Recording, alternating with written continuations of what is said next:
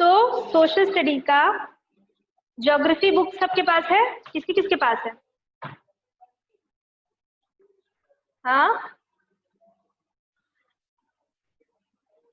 Geography की book का first chapter निकालिए, the earth in the solar system. Solar system में अर्थ के बारे में हम लोग पढ़ेंगे इस फर्स्ट चैप्टर में। तो लेसन स्टार्ट करते हैं। How wonderful it is to watch the sky after sunset. Sunset के बाद जब सूर्यास्त हो जाता है उसके बाद स्काई को देखना कितना वंडरफुल होता है, कितना सुहाना होता है। One would first notice one or two bright dots shining in the sky. सबसे पहले हमें एक या दो डॉट्स ही दिखाई देते हैं स्काई में शाइन करते हुए। Soon you would see the number increasing, और जल्दी ही आप देखेंगे स्काई के ऊपर बहुत सारे नंबर्स में डॉट दिखाई देते रहेंगे। You cannot count them anymore. आप उन सारे डॉट्स को काउंट नहीं कर सकते, ये एंडलेस होते हैं, काउंटलेस होते हैं। The whole sky is filled with tiny shining objects. पूरा जो स्काई है वो किससे भर जाता है? छोटे छोटे शाइनिंग ऑब्जेक्ट से भर जाता है। Some are bright, others dim. कुछ कैसे होते हैं? बहुत ब्राइट होते हैं, बहुत चमकीले होते हैं, और कुछ जो होते हैं थोड़े से डिम होते हैं, थोड़े से लाइट होते हैं।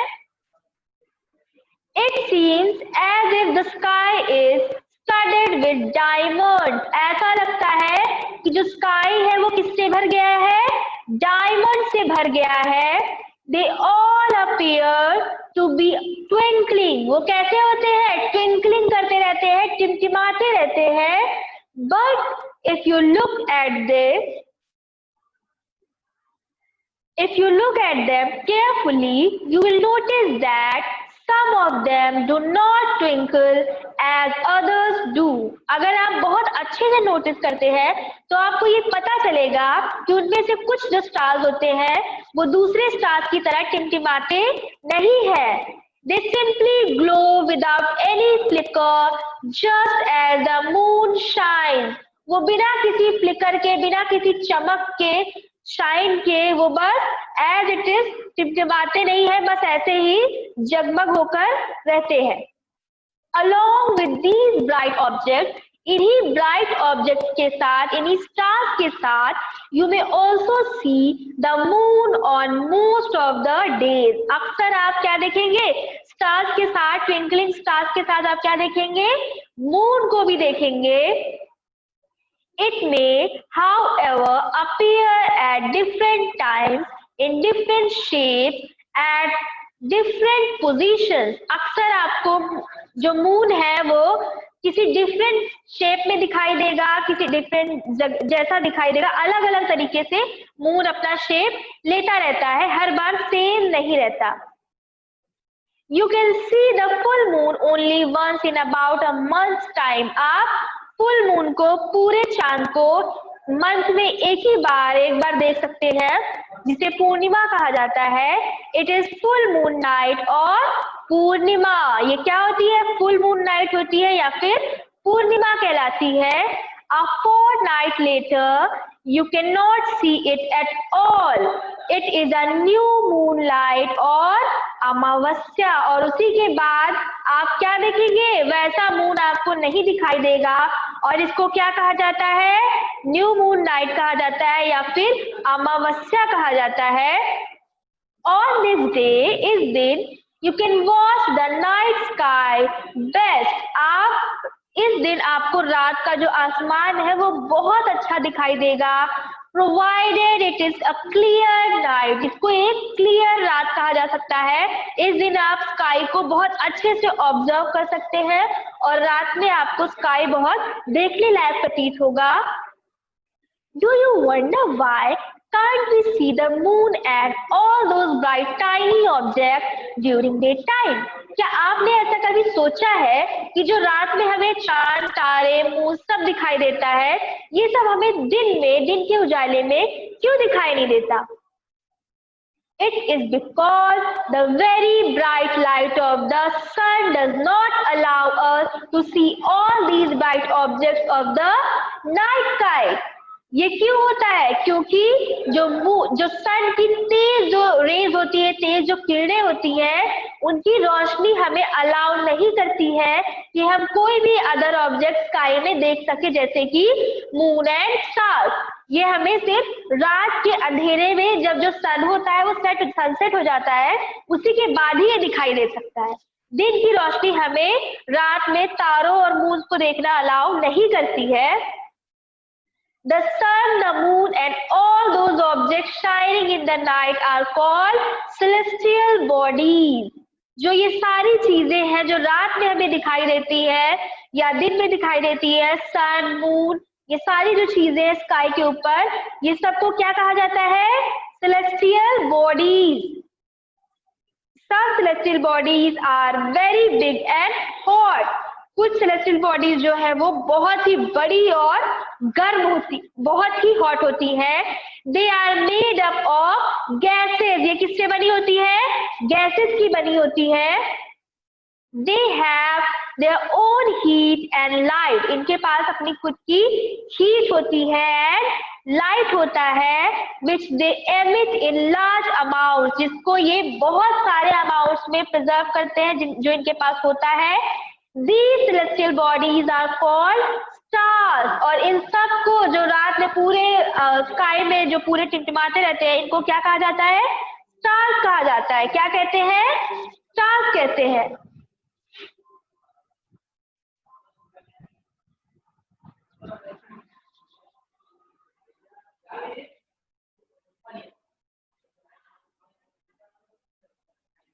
Countless twinkling stars in the night, they are similar to the sun. बहुत सारे अनगिनत सितारे जो होते हैं आसमान में टिमटिमाते रहते हैं, ये किससे सिमिलर है? सन से, सूरज से बहुत ही मेल खाते हैं। But we do not feel their heat or light and they look so tiny because they are very very far from us. हमें सूरज की जैसे हीट समझ में आती है, उसकी रोशनी दिखाई देती है, वैसे इन स्टार्स की क्यों नहीं दिखाई देती? ये होते तो सूरज से सिमिलर ही है, लेकिन ये क्यों नहीं दिखते, क्यों हीट फील नहीं होती? क्योंकि ये बहुत बहुत दूर है हमसे।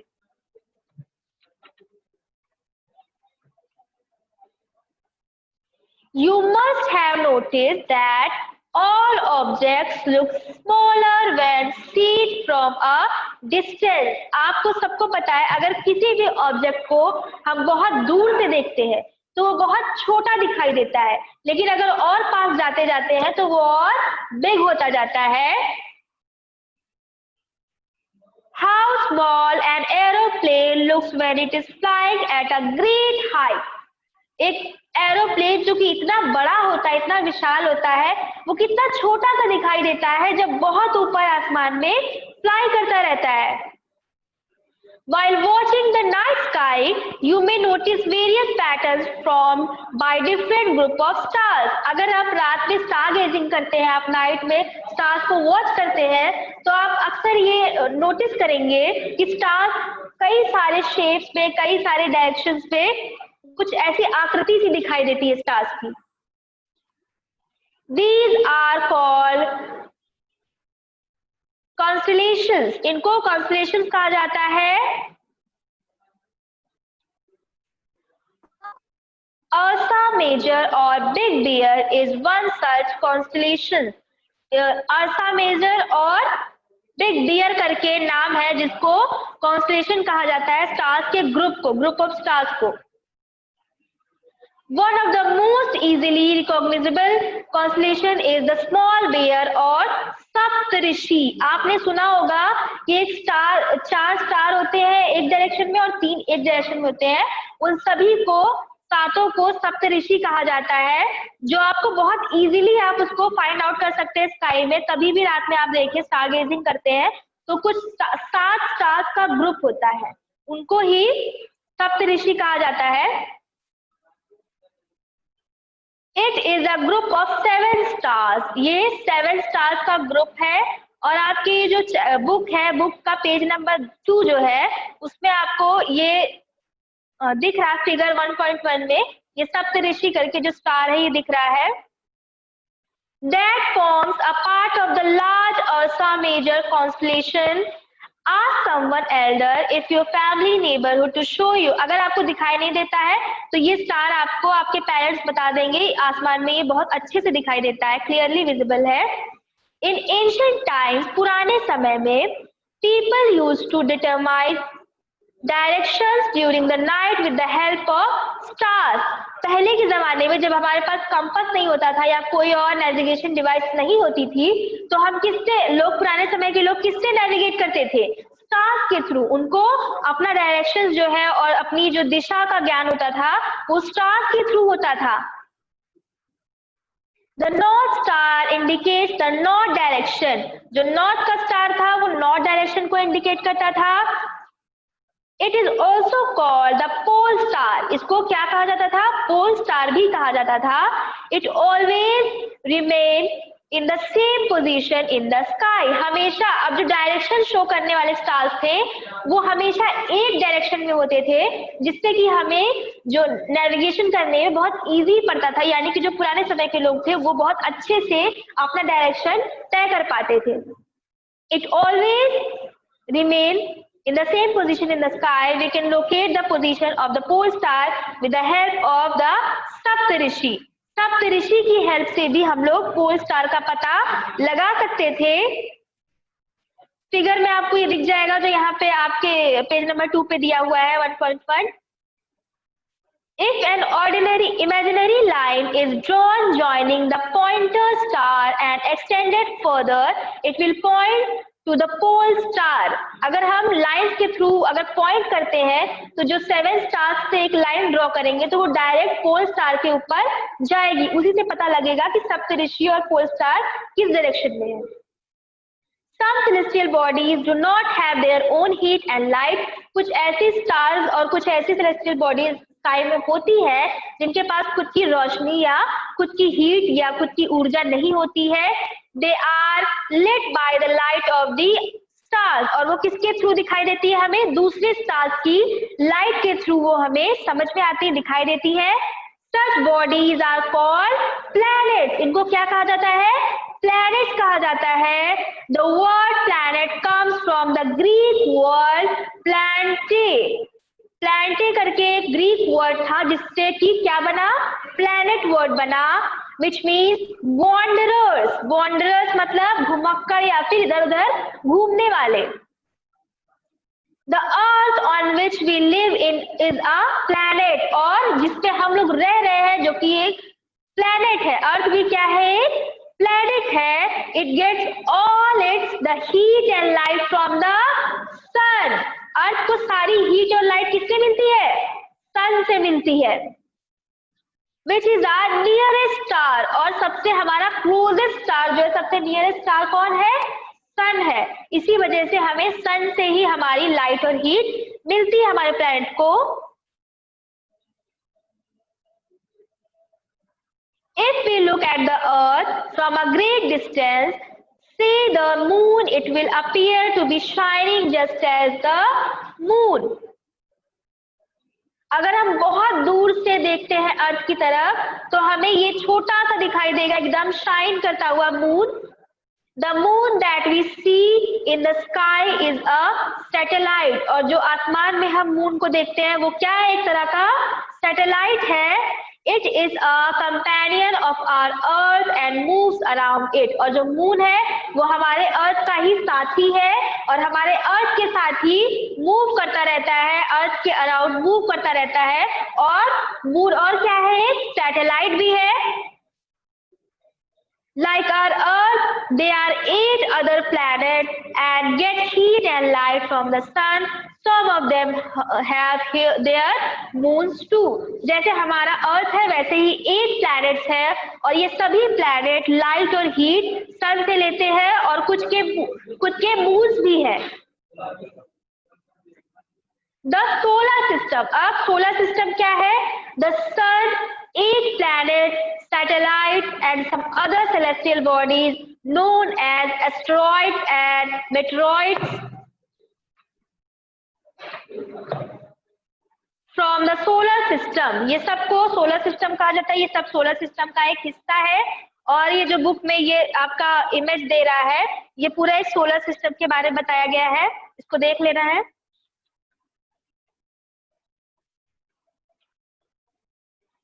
We often call it a solar family with the sun as its head। और हम इनको क्या कहते हैं? एक सोलर फैमिली कहते हैं, और इनका हेड कौन है? सन है। सूरज को इनका सोलर फैमिली का हेड मानते हैं।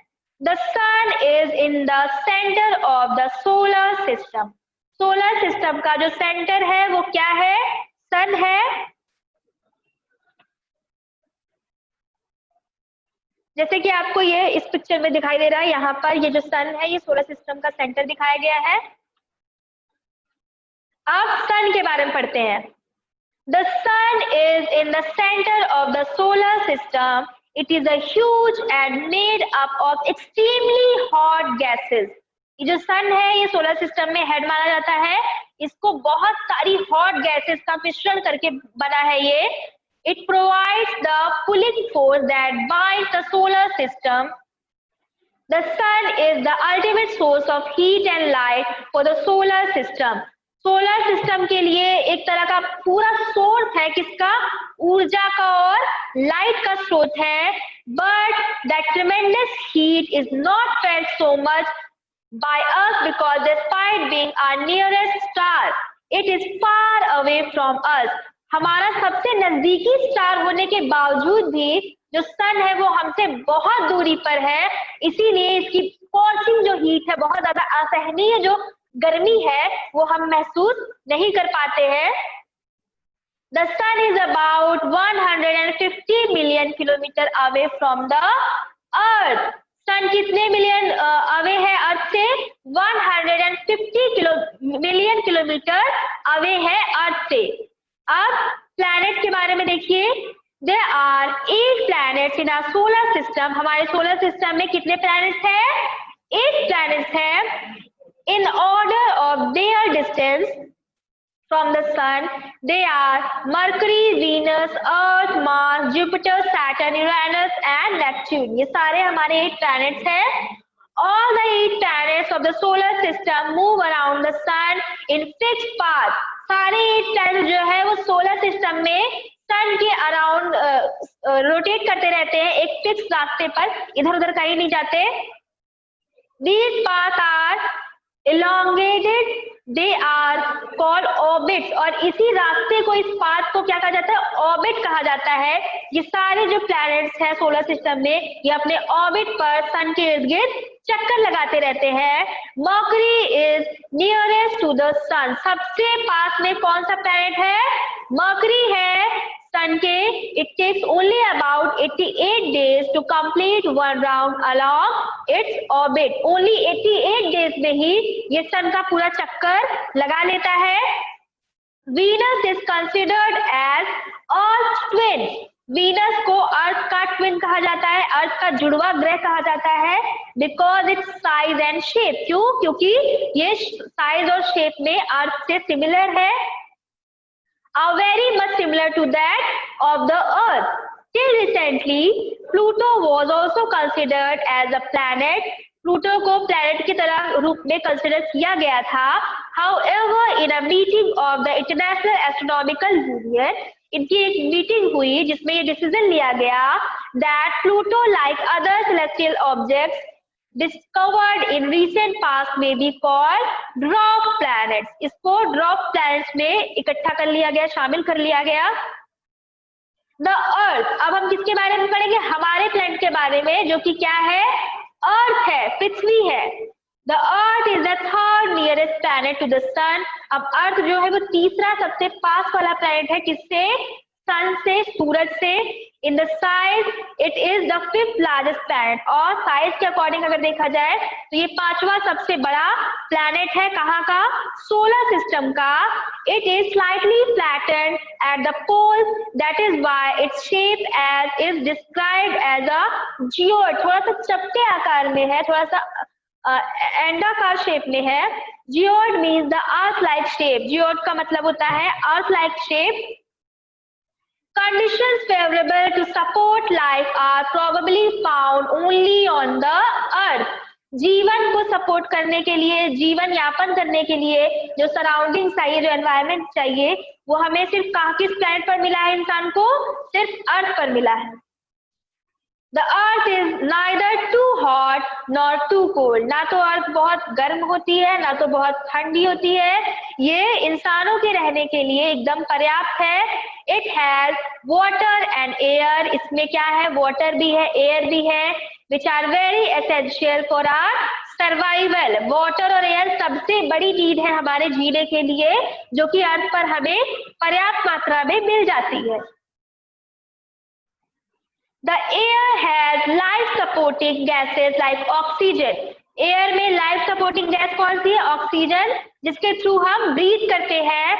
Because of these reasons, the Earth is a unique planet in the solar system. इन्हीं सब रीजंस की वजह से जो अर्थ है वो सबसे यूनिक प्लैनेट है सोलर सिस्टम में, क्योंकि यहाँ पर लाइफ है। From the outer space, the Earth appears blue because its 2/3 surface is covered by water.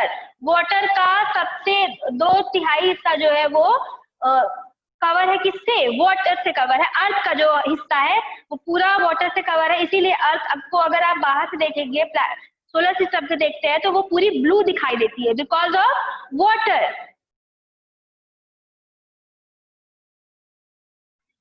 It is therefore called a blue planet. इसीलिए अर्थ को एक और नाम दिया गया है, क्या? Blue planet. द मून, अब किसके बारे में हम लोग देख रहे हैं? द मून के बारे में। Our Earth has only one satellite, that is the moon. हमारी अर्थ के पास एक ही सैटेलाइट है जिसको क्या कहा गया है? मून है वो।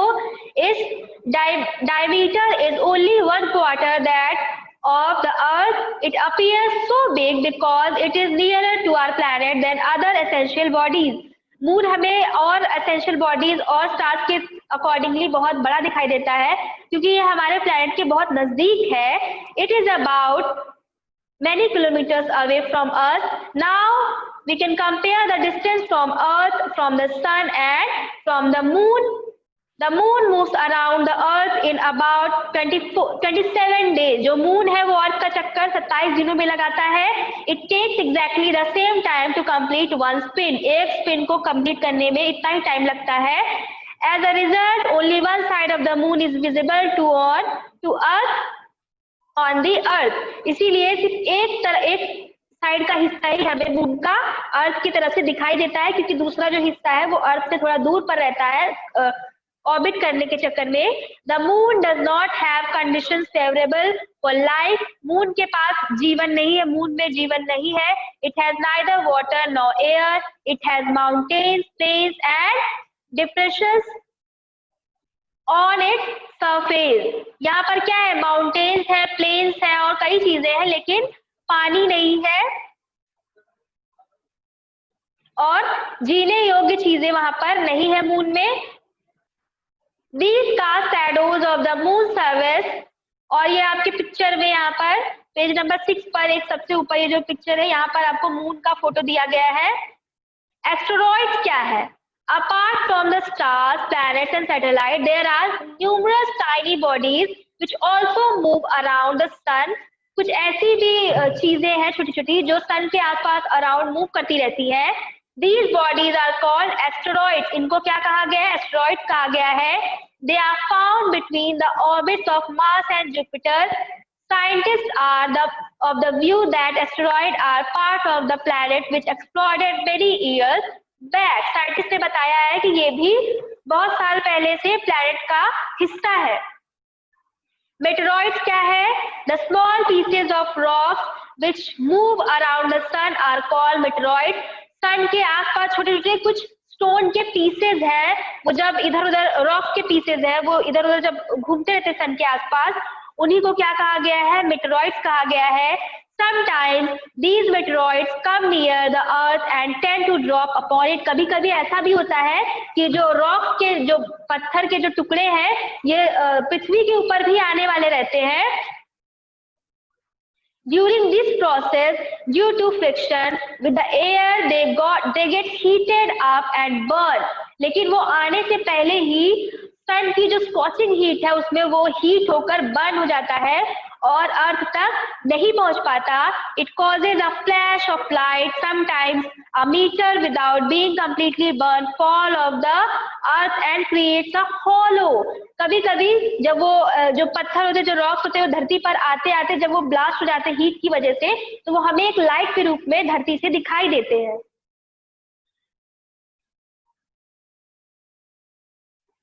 Do you see a whitish broadband like a white glowing path across the sky on a clear starry night? कभी कभी आपने ऐसा देखा होगा कि बहुत साफ जो रात होती है, क्लियर नाइट होती है, स्टार्स बहुत सारे होते हैं, उसपे एक हमें जलता हुआ कुछ एक व्हाइट कलर की एक लाइन दिखाई देती है या कुछ एक आकृति सी दिखाई देती है. It is a cluster of million stars.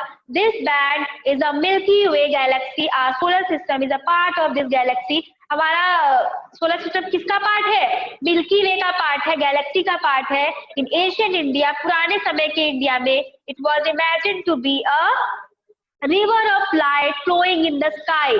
पहले के जमाने, पुराने समय में इंडिया के लोग क्या कहते थे कि ये रिवर, क्या इमेजिन करते थे? River of light flowing on the sky, in the sky. ऐसा लगता था कि उनको कि लाइट की एक नदी है जो कि आसमान में तैर रही है. पुराने समय के लोग ऐसा कहा करते थे, मानते थे.